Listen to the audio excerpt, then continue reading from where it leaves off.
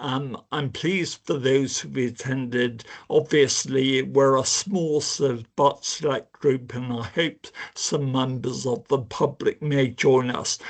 I'll introduce myself, then we'll go round the screen if people can say who they are. I'm Richard Ailey, Councillor for Bishopsworth and Chairman of the Area 8 Committee. Julia? Thank you, Councillor Eddy. Julia Foligno, Community Resources Programme Manager. Tim? Hi, I'm Tim Kent, Councillor for Hengrove and Whitchurch Park Ward. Robert? I am Rob Grieve, Group Manager in the Local Transport team. Megan? Megan Harnedy, Development Officer in Community Resources. And Steve? Steve Gregory, Democratic Services. I'm doing the notes for the meeting. Thank you very much. I've had two apologies for absence, both from Tim's colleague Sarah Classic, who's got a prior commitment, and Andrew Brown, who's on holiday, and I've instructed Andrew to bring me back some single malts. So, are there any declarations of interest from members? Well, that's Tim and me. No. And public forum, we've received none. Just before moving on, Julia, could I ask you just to confirm for the record what the housekeeping arrangements are today? Yes. So just to remember that this is being recorded, and if you do want to speak, please raise your hand using the raise hand button, and wait until someone asks you to speak. Thank you. Obviously, this is a new format, of course. I spoke today to the deputy leader of council, who said so far the public turnout had been very, very poor. So I do think one of the main reasons for having these were to increase public access. So I do think we need to look again. I'm not proposing we have a discussion later, especially since there are only Tim and me, but if members have comments, if they email me or Julia, and I'll forward them on to Julia, of course. Julia, other departments? Yes, Councillor Eddy. So starting with Robert Grieve, who's here from City Transport. I know, I thought you were going to mention the community asset transfer matter. Oh, I'll do that at the end after the other All right. departments. Over to you, Rob, then. Okay, thank you, councillors. You've got currently you've got 5 live schemes on the books. So if I just run through them, if you've got any questions, just please feel free to ask them. First one on my list, we're combining Shortwood Road and Tothill Drive into one larger scheme. Liaisons being carried out with councillors. We're now at a point where we're ready to go out to public consultation. We're just waiting to find out how we can do that because systems have changed, and currently the process for consulting is really more geared up for the large WECA type funded strategic schemes, and the smaller area committee type schemes, which we need much more of a local presence in the consultation rather than spending a lot of money on fancy graphics and surveys. Isn't available to us at the moment, so we're just chasing that up. So we hope that Shortwood and Tothill will be going out to consultation hopefully this month, maybe a little bit later. Next one on the list is Clatworthy Drive. So again, we've spoken to councillors on that one. We've got a better understanding of what everyone's looking for. Preliminary design is currently underway. So as soon as we've got some scheme worked up there, we'll come back to the councillors and then look to go out to public consultation again. Next one on the list is Banfield traffic calming. We've got consultants of ours have picked up this one because we haven't got the resources in house. They have met again. Actually, it wasn't all the councillors. I think only 1 or 2 councillors were available, but they've met with some of the councillors for that one last month. They've got a lot of ideas, way more than the available funding. So they're currently looking to price up different elements and then come back with what we could deliver for the money prior to then sending that out to consultation. And the last one on the list is Whitchurch Lane crossing, or the junction with Whitchurch Lane, Whitland Road, that sort of area. We had started this one. We've engaged with the local councillors and a local resident who was sort of leading the campaign or the request for a lot of improvements in the area.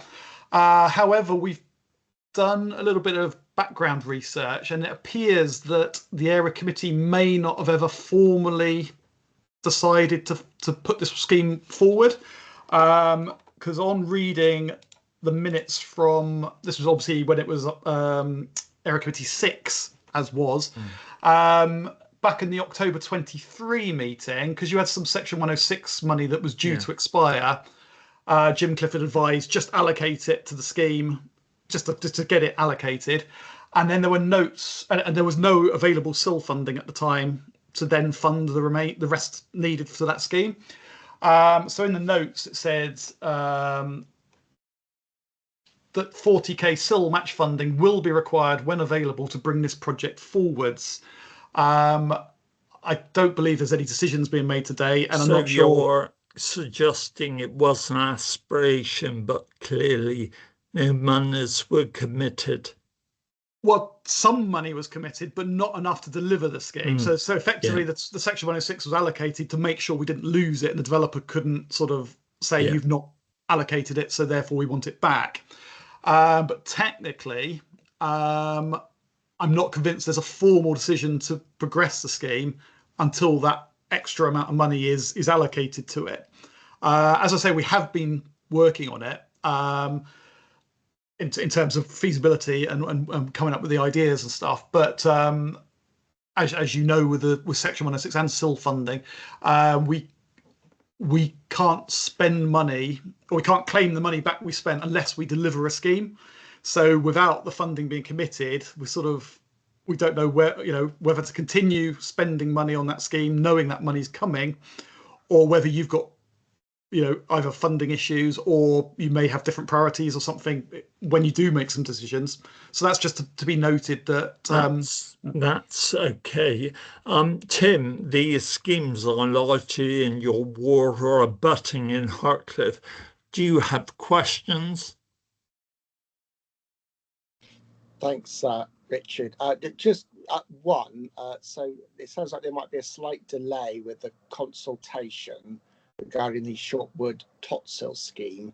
Are you fairly confident, though, that we're only talking maybe a couple of weeks here? It's not going to drag into months to resolve this?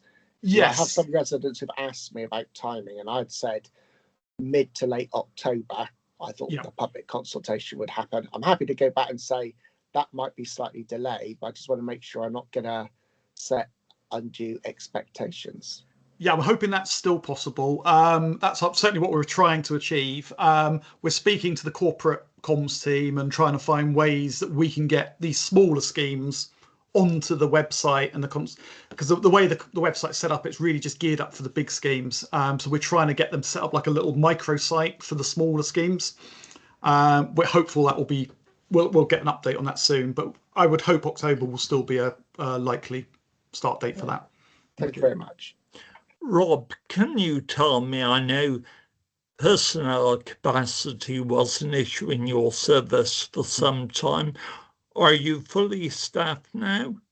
No, we're better than we were. We managed to recruit a lot of staff in at the junior levels, which is great for some of the works, but obviously for the more complex stuff, we need the senior levels. We failed to manage to recruit any of the senior posts, so we're still carrying 6, I believe, off the top of my head, vacancies at a senior level within our team.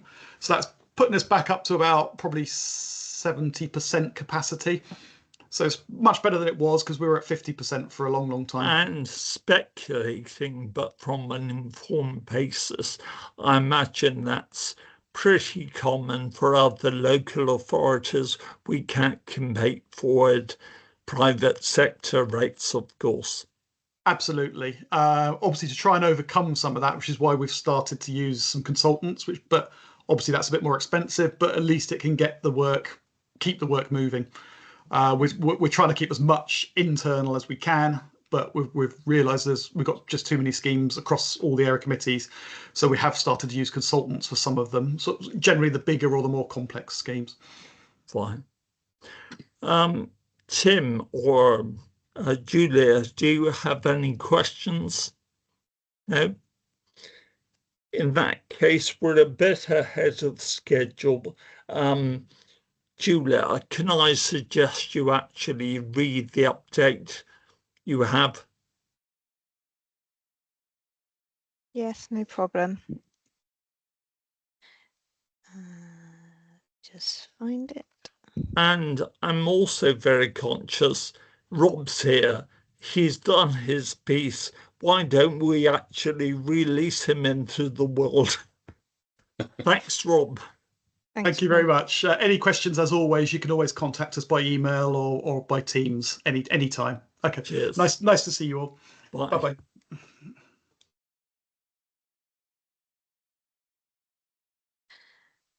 Okay, so this is an update from Peter Anderson, Director of Property Assets and Infrastructure. To let you know, there is no new surplus. We are soon taking a paper around for disposal, but this relates to commercial area, and there are no new community asset transfer updates or applications from the Community Asset Transfer Board. Tim. Thanks. I think I want to raise a little bit of a concern with that update from Peter, because in fact there was a very large community asset transfer in our area, in my ward, and now that had obviously started quite a long time before the new area committee structure had developed, so I can understand why that went through, and I have no problem that it went through. It was Hartcliffe Farm, and the new group running it are running it very, very well. But in one sense, when something goes wrong, but it's a good outcome, that's the time to raise it. And I just want to make sure that that's not going to occur again, because when we originally set up the area committees, we said that we will be consulted on community asset transfers, and that was a compromise. We agreed that we wouldn't have a veto, that we would be a consultee. It did not occur on that occasion, but I sort of accept we were probably very, very far down the process at that point. I just want to make sure that any future community asset transfers in our area, we will be consulted on, as I believe was agreed when we established area committees. Thanks. And before you speak, you ought to know, Tim should know what he's talking about, because he chaired the area committee working group. I did. Hence why I've raised it. Okay, thanks, Councillor Kent. I will ensure Pete Anderson has that information back to him. Thank you. Now, we did have Susie Felton hovering for a moment, but I can't see her. I've just asked her to come back in. Right.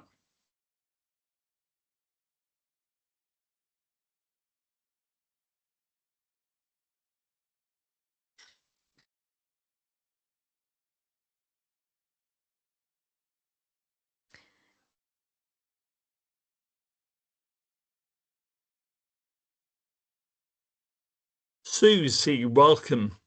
Hi. You're just in time for your update, so well done. We're recording this, so can you just briefly introduce yourself? Yeah, sure. I'm Susie Feltham. I'm the Landscape Works and Play Manager in Parks. Okay, do you want me to, I thought what I'd do is update on the current projects If you would. under That's your area how I committee. understood it. Yeah. Yeah.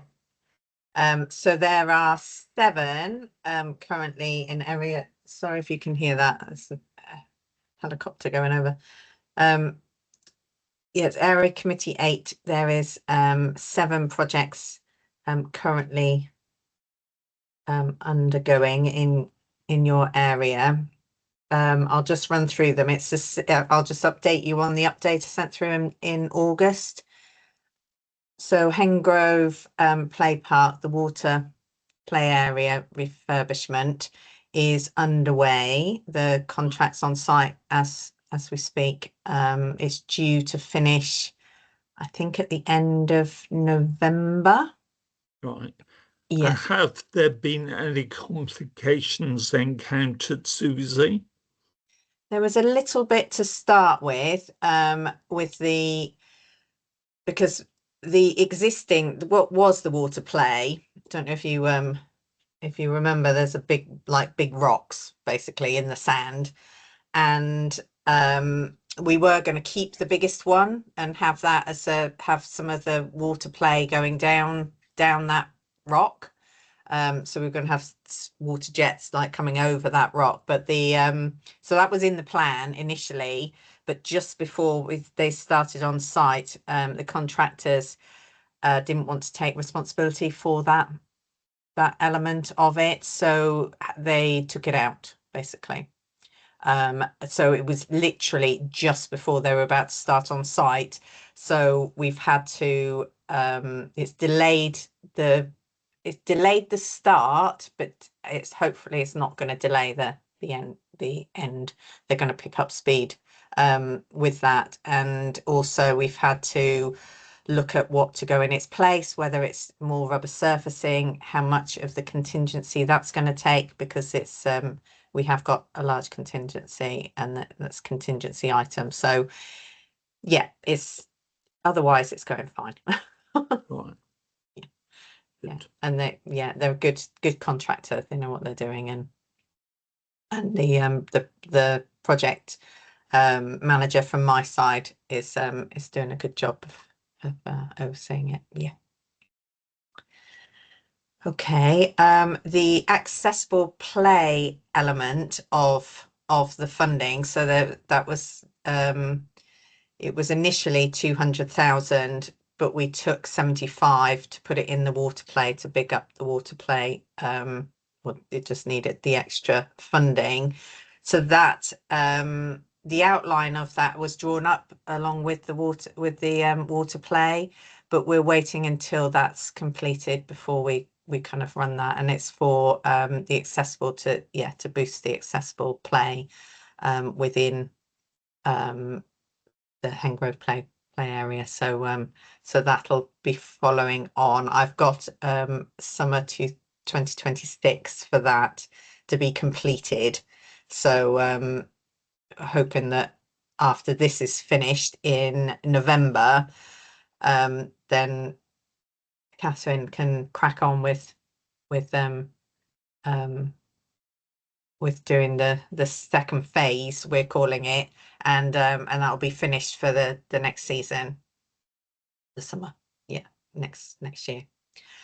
Court Farm open space, the multi-use games area, that is now out to tender along with the other 4, which one of them is Fortfield Green play area that's getting refurbished, and the other 3 aren't in your area committee, but it's all out. It's due back in a couple of weeks, I think.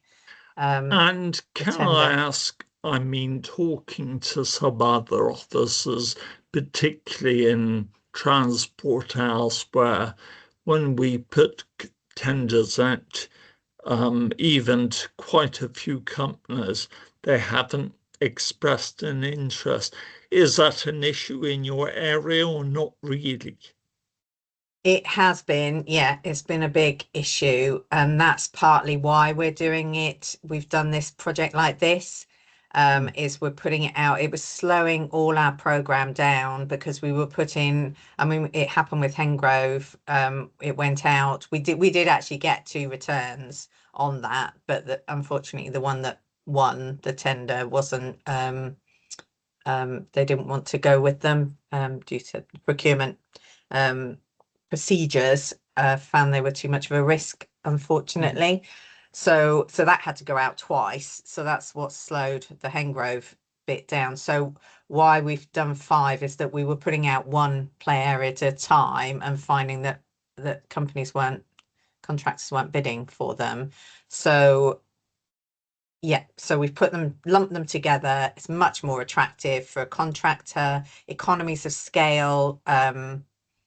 We've kind of investigated that we'll probably get a lot more for our money. We did do this with the with HRA play areas, and we put out 9 together. So and that was really successful. We got a lot more for our money for that. We put individual budgets for each play area in the brief, in the project brief, so that accommodates each amount of money that's been the area committees put forward for that for each project in itself. So that's not a concern with ourselves, and we've got a contingency for all of those as well. So yeah, so we're optimistic, and we've had 3 go out together, 3 play areas, and that tender just came back this week, and we had 3 companies tendering for that. So, and that's really good for us. We've been having 1, 2 maybe, you know, so having 3 and there were about 7 interested, so you know that is a good result. So we're optimistic with this one as well, because it's even more attractive because there's 5 play areas. Okay. Millennium Green is complete now. There is the mosaics still aren't back. That's the only part of it that's that we need to do, and that's, I mean, I've put in the update that they're due back before the end of the winter.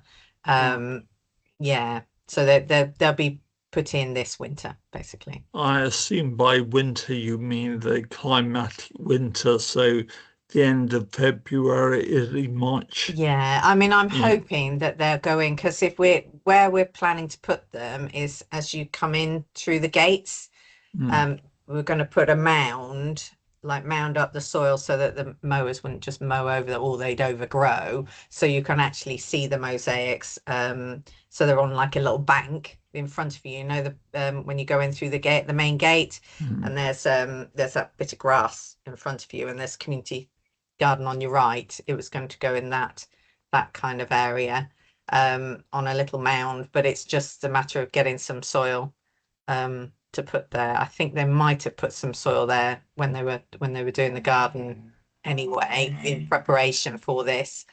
But yeah, and also we want to, because we're doing a mound, we need to sow some grass seed, so it's a little bit seasonal. So if we don't do it this autumn, we'll have to do it in the you know, when it warms up a little bit, so it might be more like March time. So but the rest of it's been very successful. It's been kind of championed as an accessible, you know, garden. Although I know that your park are very happy with it, and so that's that one. And then Hartcliffe environmental improvement works. Park work have been, this was for wildflower planting that was to be put through the through Hartcliffe area. The person running the project, because park work, they were going to carry out this with the community, and I know that they are liaising with the community. I'm not 100% sure where it is. I know that it's programmed in for spring, like to be ended by spring. I know that the community lead on it was kind of changing what they wanted to do with it, but it is definitely, the money's going into planting. in the community, whether it's wildflowers in the areas where they wanted it. I think that might have changed because there was issues with the mowing and things like that. So, but it's still, yeah, the money's still there, it's still going ahead. And Manor Woods Valley entrances, Bishopsworth, is that's on site and due to finish shortly. Yes, I noticed some activity today, so that's good. Yeah. So that's Right. due to finish, I think, next week or so. Super. Tim.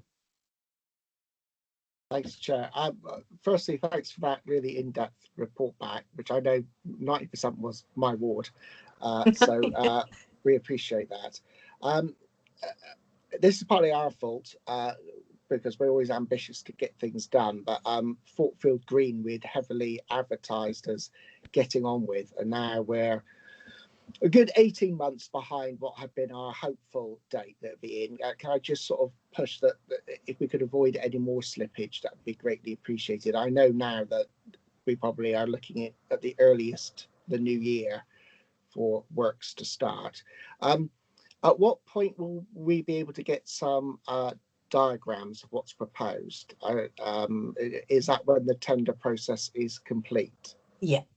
So when the tenders come back, that's when they'll have the plans, and they'll have Teresa's worked into the tender to have images of the play areas, like 3D images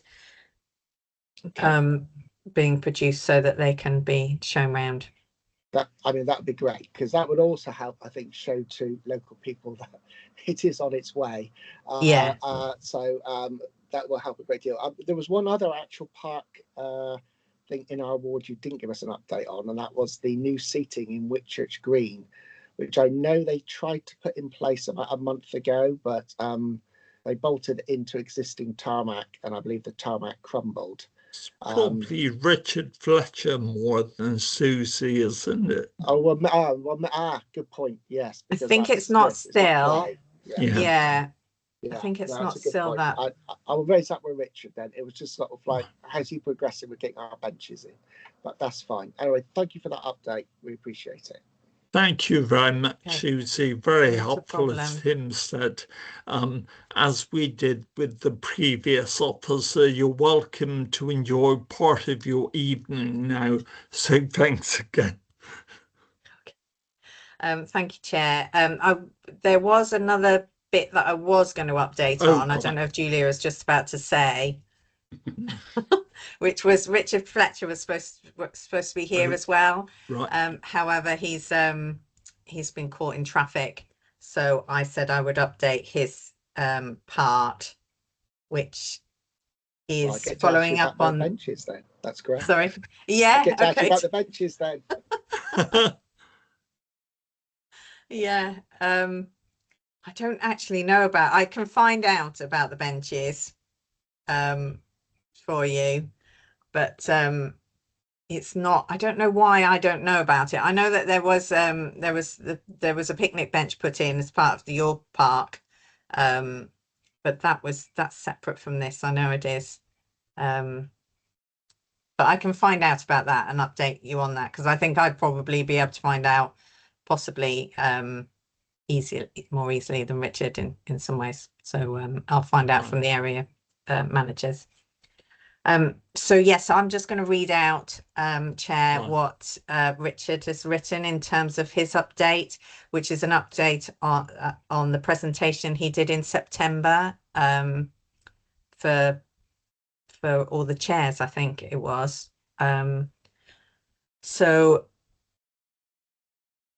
He said, so in response to the area committee seeking updates and input to grounds maintenance changes, so that's what this is, our plan is to provide access to a map that sets out what features we maintain, where these are, and what the maintenance regime is that applies to them.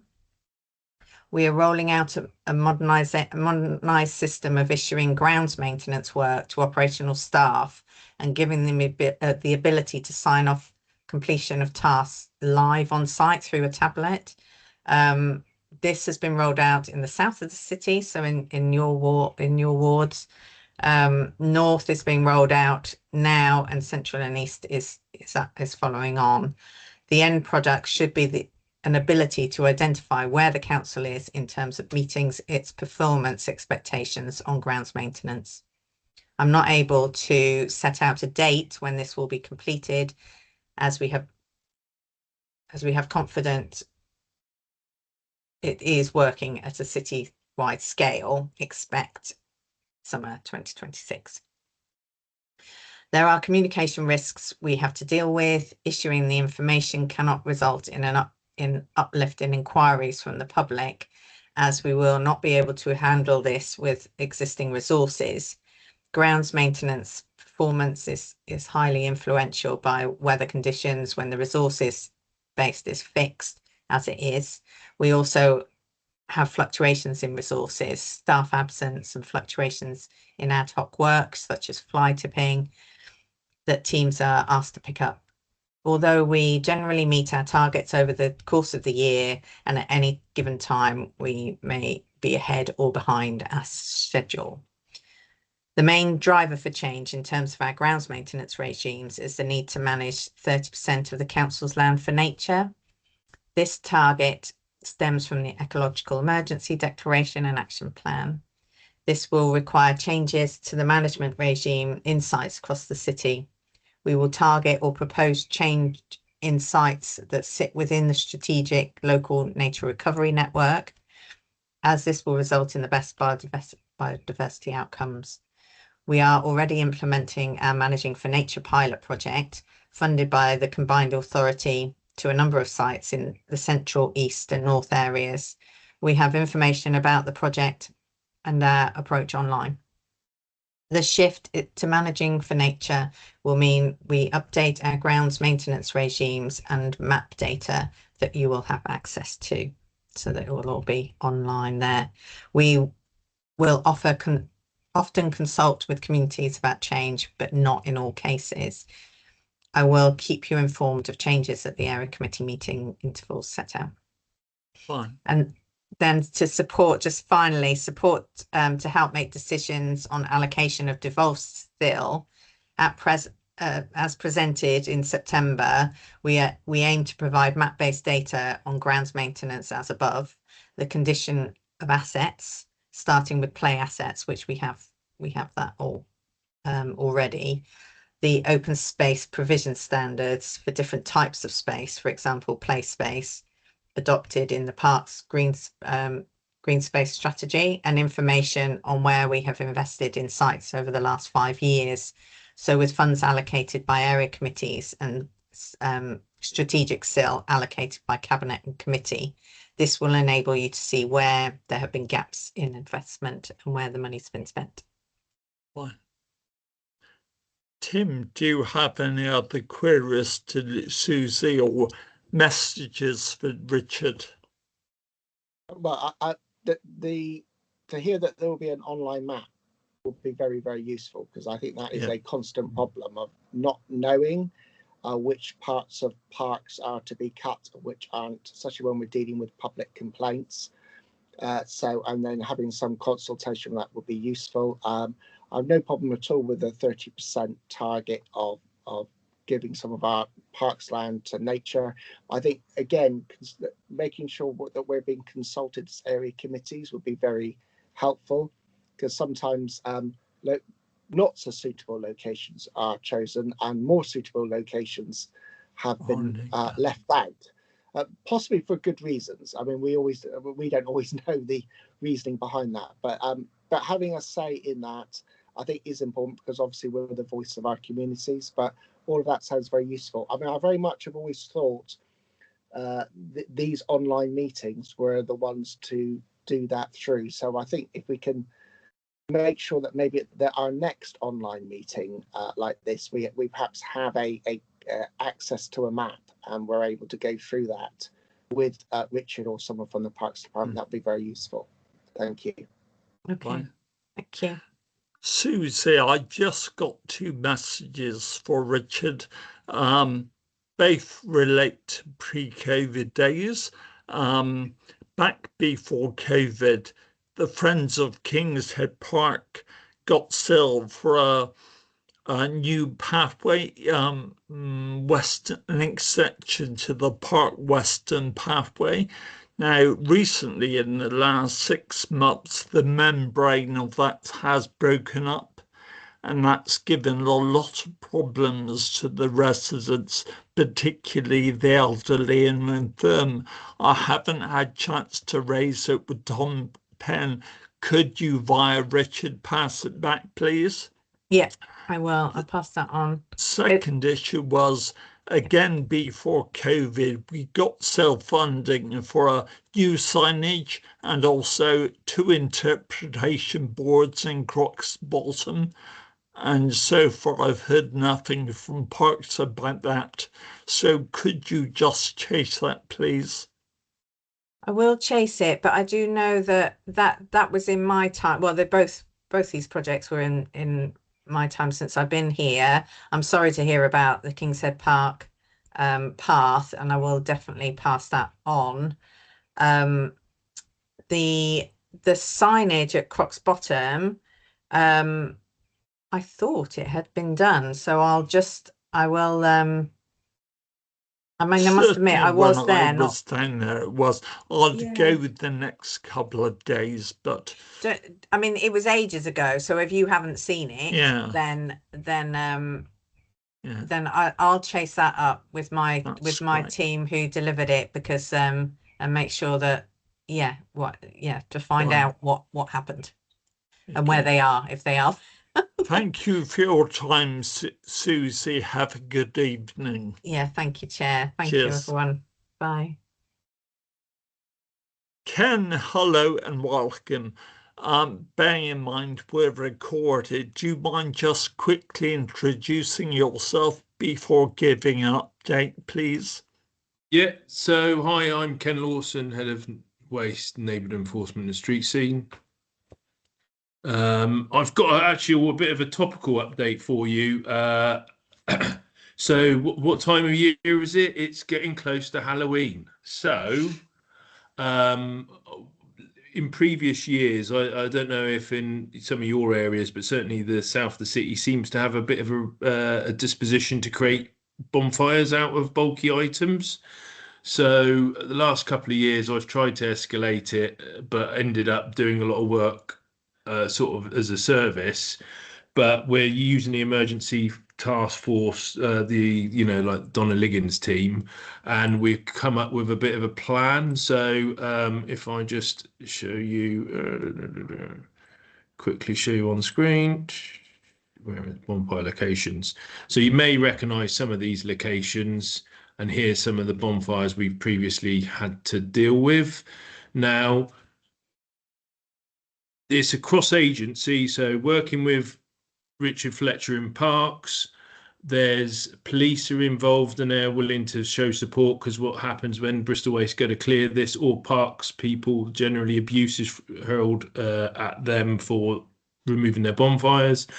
And there's a comms that we're going to do as well, and housing have been aware, because a number of these are in housing areas. So this is the biggest one that we removed. This was 2 years ago, this one on Redford Crescent. It's actually, the map's slightly wrong, it's over here, but that was 3 row 40-yard containers filled with items. And if you think, lots of this is plastic based, mattresses, padded furniture. You're talking about, people worry about incinerators generating cancer inducing toxins. Actually, burning raw plastic in the street like this is what is really dangerous, because it's just pure toxic smoke coming out. This is one there's just there. It just sort of shows that if this caught fire and created smoke, you're going to create wider road issues. Then there's this one on Chudley Grove, which is 2 of them going on in this little bit of green space. And then Woodmead Gardens, and there's I didn't have one, but the Groves Park, there's one that happens there. Now, they're the ones that we know and we've identified. If you as councillors are aware of any other sites where this is happening, just send me an email and I'll add it to our watch space, because actually what happened last year, someone threw an electric scooter onto the bonfire, it exploded, and a young lady ended up getting injured. So we're trying to manage that risk. Now I'm also like, this is a big drain on resource, because if we're diverting people to clear bonfires, they're not doing fly tips, or we're going to get extra people in. So we are trying to do extra and above this year, rather, and see how it goes. So it's because it seems to be getting more prevalent, and I welcome your feedback as councillors as what you see in your area, and if you do believe it's getting worse, or if it's always been like that. But yeah.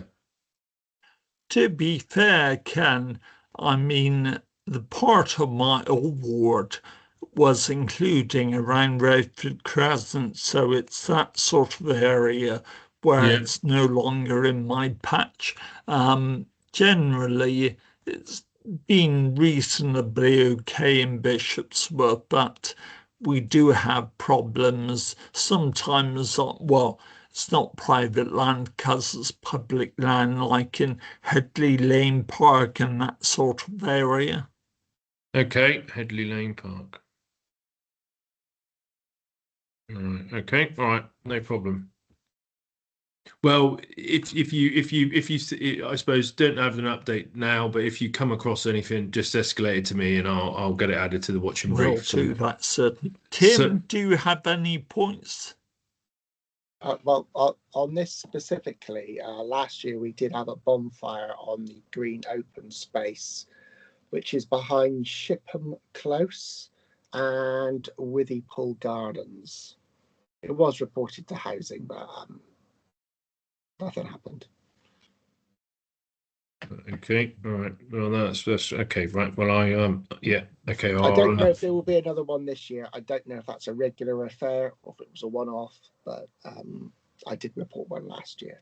Okay, no, it's useful intel, so we'll keep that live. But it's something very like that we're going to try and, fingers crossed, it goes well. So more of a joined up working across the council, which is positive. So that's a little aside, I suppose. If we give you an update on collections. So Councillor Kent has been involved in a lot of my presentations on this subject.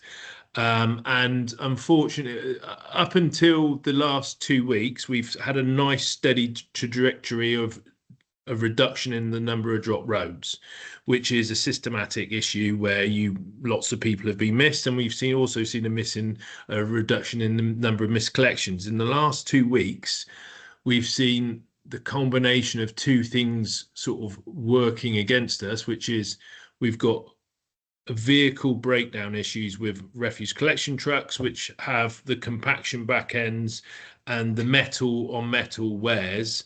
And Bristol Waste have started a regime where they've refurbed 8 vehicles already out of 23, but we're still having issues with the vehicles. So we've seen some vehicle issues. We've also had a spike in sickness on collections and the workshop that maintains them. And so the workshop and the vehicles together has meant that a lot of black bins have been dropped this last week. As a result, I was speaking to Bristol Waste at the start of the week, and they've come up with a plan where they're pausing all of their commercial waste collections until the weekend so they can prioritise catching up with the work this week. As of today, there were 2 rounds dropped on refuse, which isn't in your area, and recycling is caught up, and they're expecting by Friday to be complete. So actually, when we go into next year, we're hoping that we've severed the sort of cycle of you're dropping work and it just flows on to the following week. So they're in a position where they believe the measures they're taking are going to stop the ongoing cycle, which fingers crossed comes in. But on the whole, we're seeing an improvement in that. Have seen an improvement in that area. I have to admit, Ken, one shouldn't be too smug, of course, but to date, The bishops were, for words, not really been very affected by cancelled or delayed collections. Well, that you've got a good crew, so yeah, you've lucked out as a counsellor. So there we go. But yes, I mean the thing is they have gone through a whole plan of works, and the trouble is with the aging fleet, there is an element of you need a bit of good luck, and this last period hasn't been good. What I've sort of said is hopefully this sickness is it over, so it doesn't coincide with Christmas, because that's what we don't want. We don't want a repeat of last Christmas, so where we had sickness going into the Christmas period, which is a no-go. But you know, it's just one of those things. But on the whole, it's moving in the right direction. What I would then move on to is the fly tipping. We are working, we've got the Fix My Street up. The fly tip reporting we have greater data on. We're actually seeing more reports of fly tipping now than we were before, and I think it's the inadvertent success of the system is far more user friendly to report. Bristol Waste are working through, and we have I've got extra resource in addressing issues on the housing estate. I'm not having as many councillors write to me to say there's these housing issues, unless I'm happy to be corrected on the call.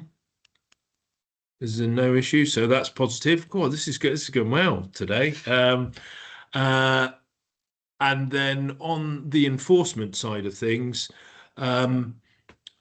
we as a team have our resources down, and it is down for some long-term sick and some failed recruitment where we've had people leave, and so our enforcement resource is a bit light on the waste side of things, and it's been diverted onto vehicle dwelling and the vehicle dwelling consultations that you're probably all aware of.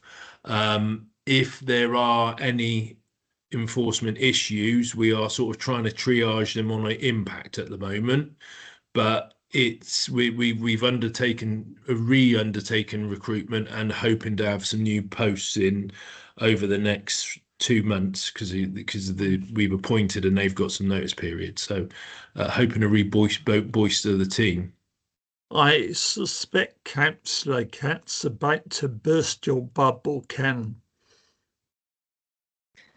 Thanks, Richard. On the housing issue, what we do find is that sometimes we report sites, and once again, they're reported as not being Bristol City Council land, and they just leave the fly tipping there.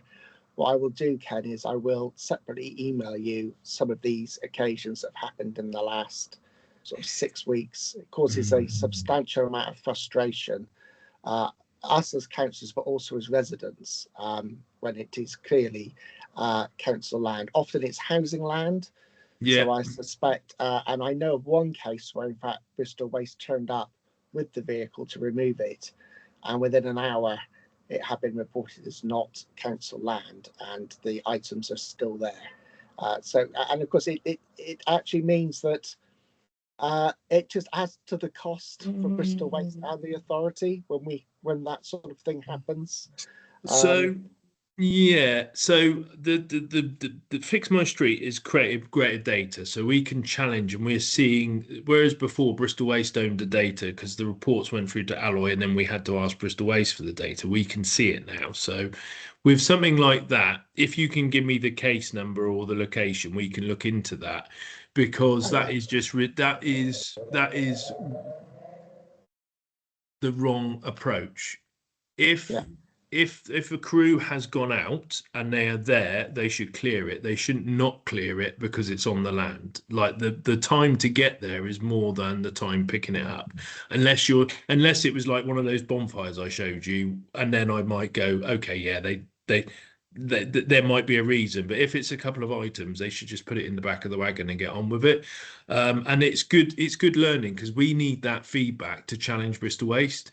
And this is one of the things with Bristol Waste. It's a self-monitoring contract, and I don't have eyes on the ground keeping an eye on this sort of thing. But that is one of the challenges that I'm proposing for any new contract, is there is greater monitoring by the council, because I'll get that information to you. I think ultimately aligning the council's land and departments so we have one contract with one target makes substantial sense. And the thing that you've identified is that the previous contract was written by an interim who didn't engage with different services. So this contract is written for the highway, not for all of it. I have actually been working with housing because what we've seen is the demand in people throwing bulky items out and also filling bulky bin stores on blocks of flats has grown, and so the resource that we were offering is now and what they pay my service for, or pay for the service through my team for, is there's a big gulf between their actual requirements and what they pay for.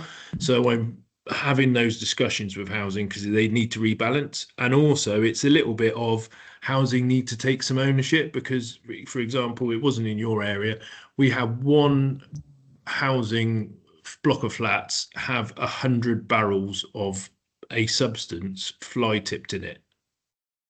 So someone had rocked up and emptied out 100 barrels, stacked them all. Luckily most of them were empty, but some were full, and they go, Ken, there's this fly tip, get it cleared up. And I'm like, where's your responsibility? Like, how did that happen? How did no one see that? How did your caretakers not see that?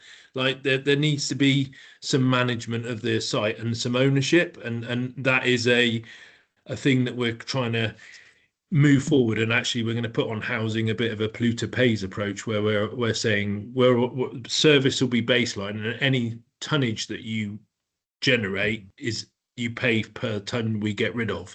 So then there's an incentive for housing to engage with their tenants to try and minimise some of this. Now that sounds great. I'm talking well, slightly sidestepping, but taking that forward. We have an area of very frequent fly tipping. It's probably fly tipped twice a week, every month. Okay. And that's Briery Lees Road.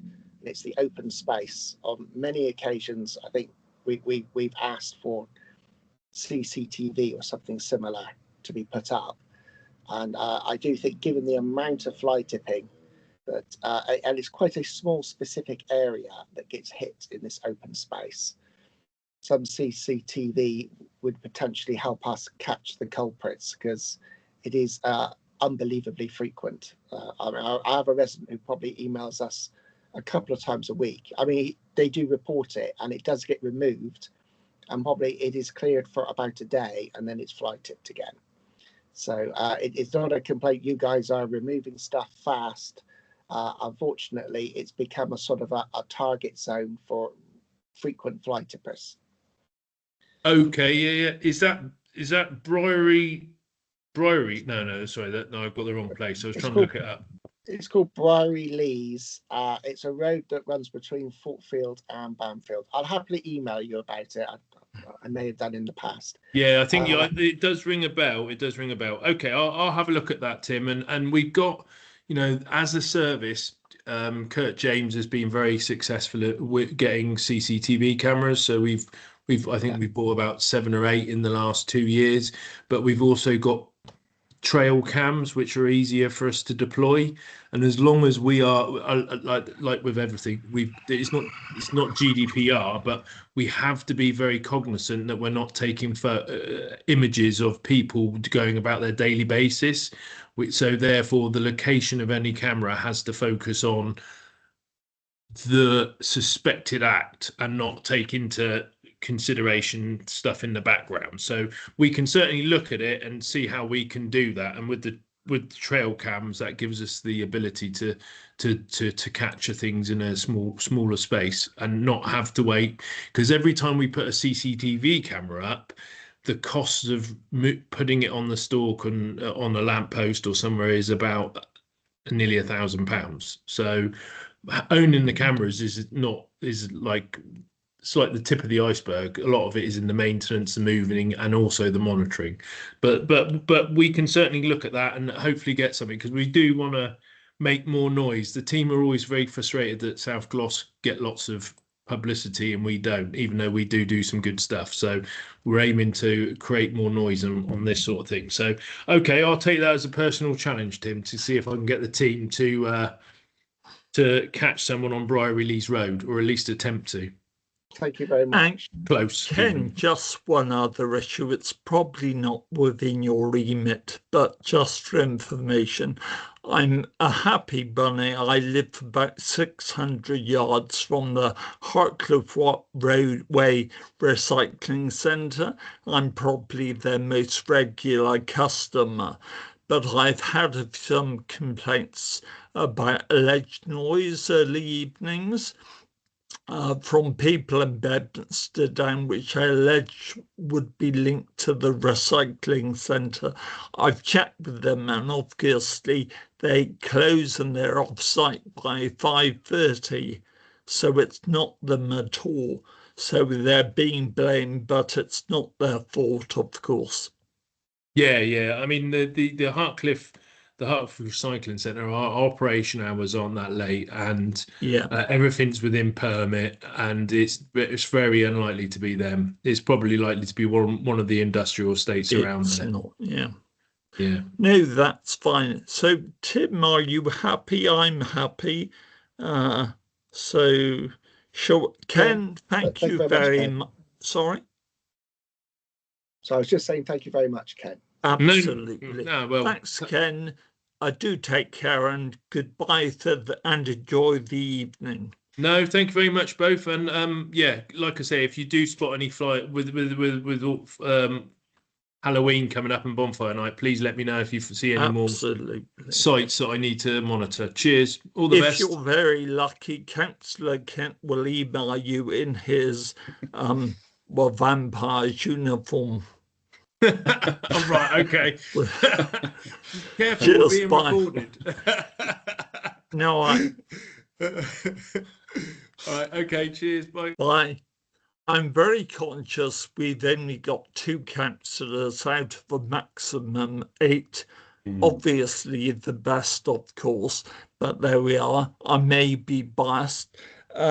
So I'm not proposing to take the debate on public transport or on local priorities. I think we do need a decent number to engage, of course. I'd like to pose one question to Julia, if I may. Obviously, this is our first public meeting, virtual meeting.